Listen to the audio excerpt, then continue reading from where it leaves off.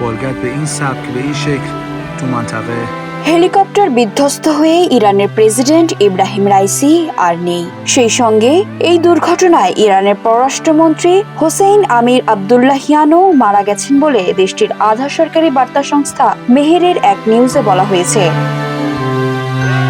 ইরানের প্রেসিডেন্ট ইব্রাহিম রাইসিকে বহনকারী হেলিকপ্টারটি সম্পূর্ণ পুড়ে গেছে বলে ইরানি এক কর্মকর্তার বরাতে জানিয়েছে রয়টার্স।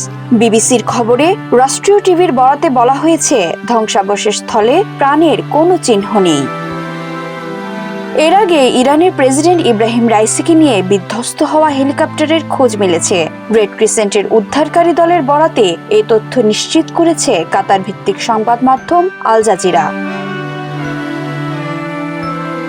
এর আগে গত রোববার দেশটির পূর্ব আজারবাইজান প্রদেশের জোলফা এলাকার কাছে দুর্ঘটনার কবলে পড়ে হেলিকপ্টারটি। হেলিকপ্টারে রাইসি ছাড়াও দেশটির পররাষ্ট্রমন্ত্রী হোসেইন আমির আবদুল্লাহিয়ান, পূর্ব আজারবাইজানের গভর্নর মালিক রহমতি এবং এই প্রদেশে ইরানের সর্বোচ্চ নেতার মুখপাত্র আয়াতুল্লাহ মোহাম্মদ আলী আলে হাশেম ছিলেন।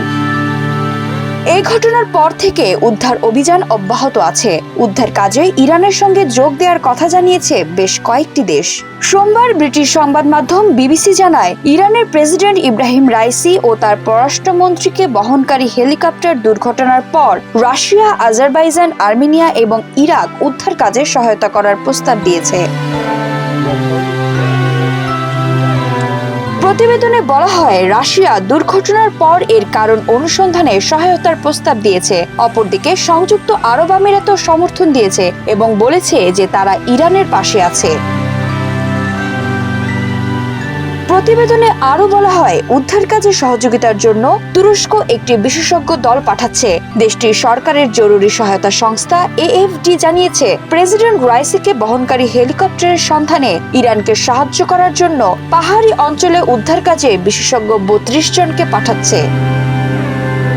হোয়াইট হাউসের একজন মুখপাত্রের বরাত দিয়ে বিবিসির প্রতিবেদনে বলা হয়, মার্কিন প্রেসিডেন্ট জো বাইডেনকে ঘটনার বিষয়ে অবহিত করা হয়েছে এবং জাতিসংঘের মহাসচিব আন্তোনিও গুতেরেস দুর্ঘটনার খোঁজ নিচ্ছেন।